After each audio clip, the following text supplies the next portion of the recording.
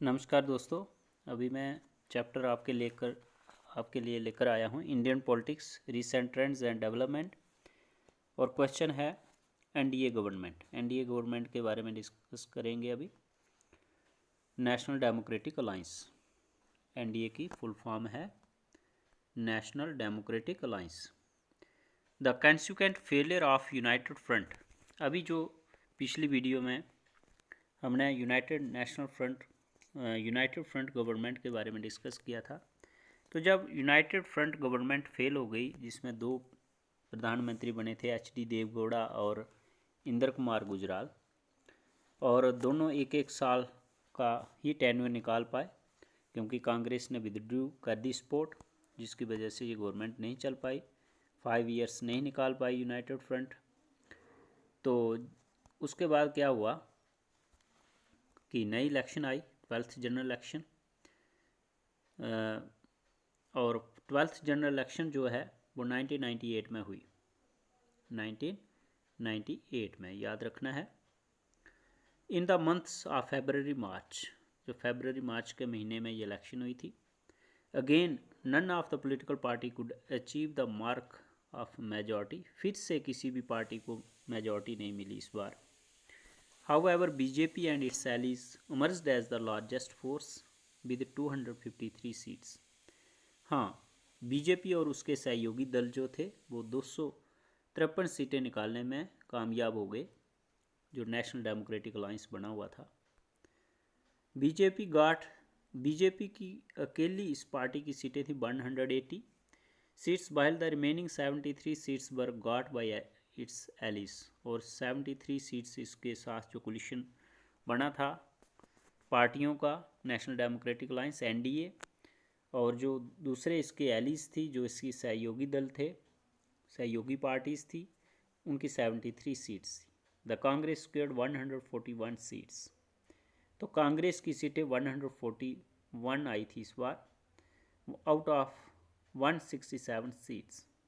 तो पहले इसकी 167 में से ये कुछ इसके जो कोलिशन पार्टनर हैं, ये उनकी सीटें मिला के कांग्रेस की सिर्फ अपनी 141 सीट्स थी।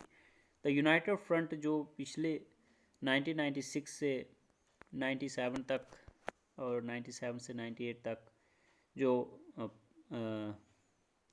गवर्नमेंट में रही थी पार्टी, उसको 96 सीट्स मिली। Again Atal Bihari Vajpayee led by BJP got the invitation to form the government. इस बार फिर से इनको इनविटेशन मिली कि गवर्नमेंट बनाइए। ऑन 19th ऑफ मार्च, ये इनविटेशन जो है वो प्रेसिडेंट ऑफ इंडिया की तरफ से आती है।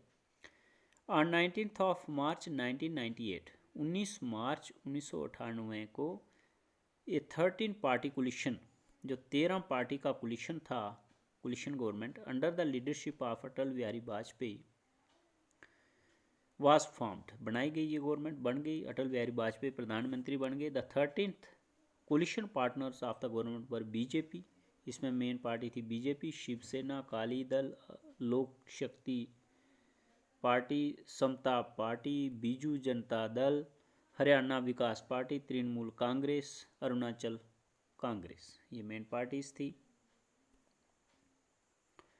और AIDMK इसमें थी,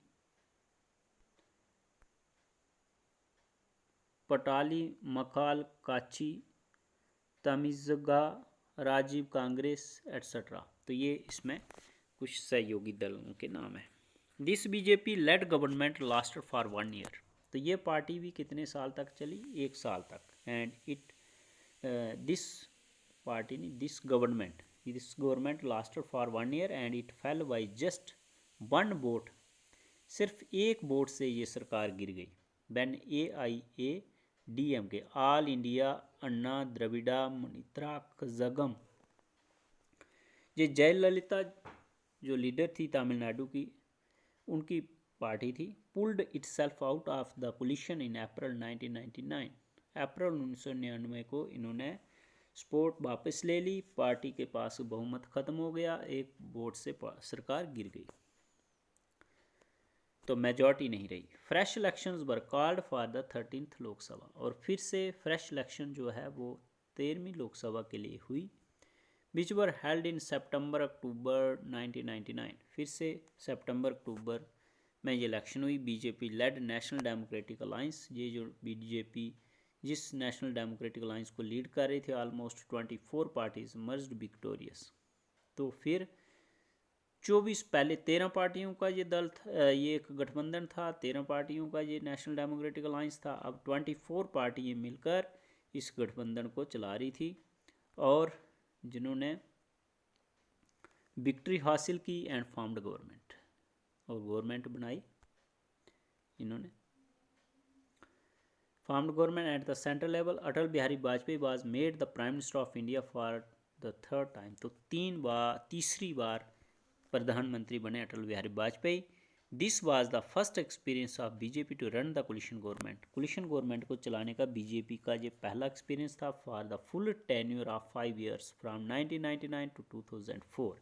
तो 1999 से लेकर 2004 तक ये प्रधानमंत्री रहे 5 साल के लिए। National democratic alliance comprises of BJP, Janata Dal United, Shiv Sena, Shiromani Akali Dal, ये पंजाब की पार्टी है, रीजनल पार्टी, असम गण परिषद असम की पार्टी है, राष्ट्रीय लोक दल हरियाणा की है, इंडियन नेशनल लोक दल and Mizo national front etcetera, ये पार्टियाँ जो थी इसमें शामिल थी मेन। और जिन्होंने ये कोलिशन जो नेशनल डेमोक्रेटिक अलायंस था उसको चलाया। In the 13th Lok Sabha election, फिर 13वीं लोकसभा इलेक्शन आई, NDA secured 297 seats in the 14th Lok Sabha election held in 2004।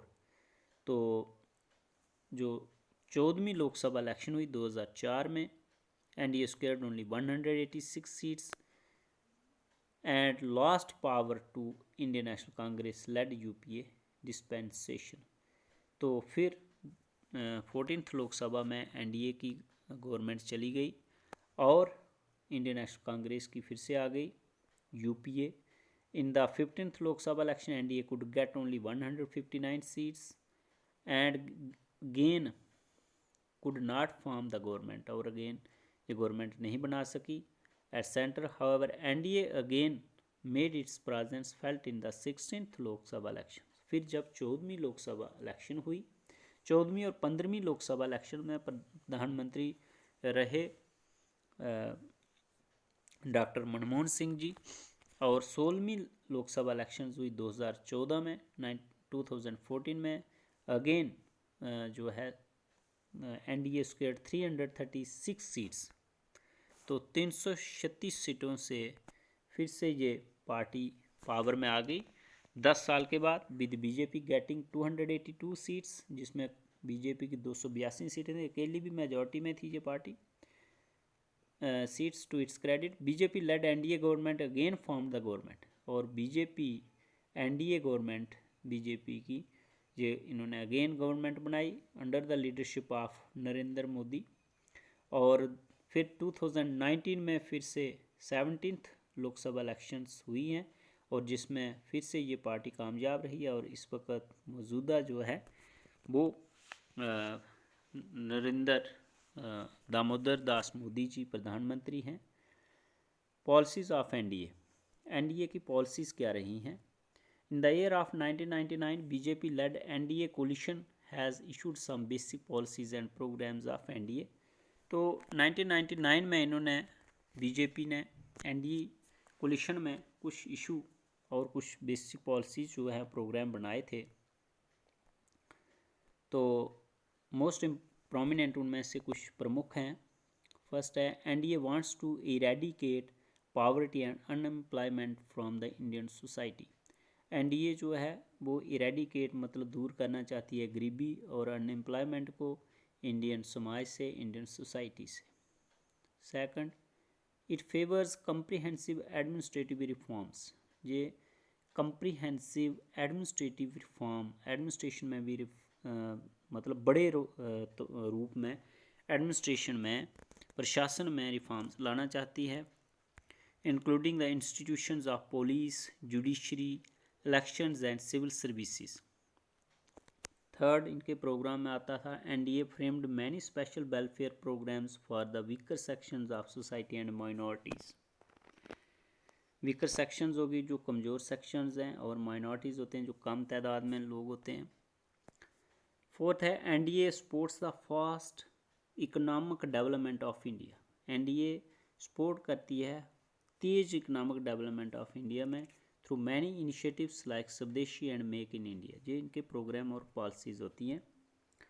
और फिफ्थ है it wants to thoroughly review the constitution so that obsolete articles and provisions could be diluted. तो इनका कहना है कि जो बेकार प्रोविजंस हैं और आर्टिकल्स हैं उनको डिलीट किया जा सके, और कॉन्स्टिट्यूशन को रिव्यू करना चाहती हैं। सिक्स है NDA favours strong economic and political standings of the states and to promote cordial state centre state relations. NDA इसके फेवर में भी है कि स्ट्रॉन्ग इकोनॉमिक और पॉलिटिकल स्टैंडिंग्स स्टेट्स और सेंटर के बीच में बन पाए और स्टेट और सेंटर के रिलेशंस अच्छे हों। सेवन्थ है to deal with the anti national forces and separatist tendencies with an iron hand. और जो एंटी नेशनल फोर्सेस क्या हैं, जैसे मिलिटेंसी वगैरह है, सेपरेटिस्ट या नक्सलवाद वगैरह है, उनसे मजबूती के साथ उनके साथ पेश आएँ। नेक्स्ट पॉइंट है to create an environment in India which is fair free. और इंडिया में एक ऐसा माहौल बनाया जाए जो डर या किसी आज़ादी के साथ, मतलब कोई भी डर ना हो और आज़ादी के साथ लोग रहें। To generate trust among various communities, और बहुत सारी कम्युनिटीज़ जो है इंडिया में उनमें विश्वास बनाया जाए। Towards each other and to promote brotherhood, और भाईचारा कायम किया जा सके। To make India not just a regional power, और इंडिया को सिर्फ रीजनल पावर नहीं बनाना है but to strengthen her with all the attributes befitting a global power, और इंडिया को एक ग्लोबल पावर बनाना इनका पॉलिसीज़ में है। टेंथ है to improve the standing of India at the international level and international political and economic institutions. और India को क्या करना है, एक इंटरनेशनल और इकोनॉमिक इंस्टीट्यूशंस, इंटरनेशनल पॉलिटिकल और इंटरनेशनल लेवल में मजबूत करना है, स्टैंड करना है, और इकोनॉमिक इंस्टीट्यूशंस को मजबूत करना है। To forge cordial relation with neighbouring countries, और नेबरिंग कंट्रीज जो हमारे पड़ोसी मुल्क हैं उनके साथ भी हमारे जो रिलेशंस हैं वो मजबूत हों, स्ट्रेंथन हों। रीजनल ऑर्गेनाइजेशंस ऑफ सार्क जैसा south Asian association for regional cooperation, जो एक सार्क एसोसिएशन है। तो ये थे एनडीए और उसकी प्रोग्राम्स एंड पॉलिसीज़।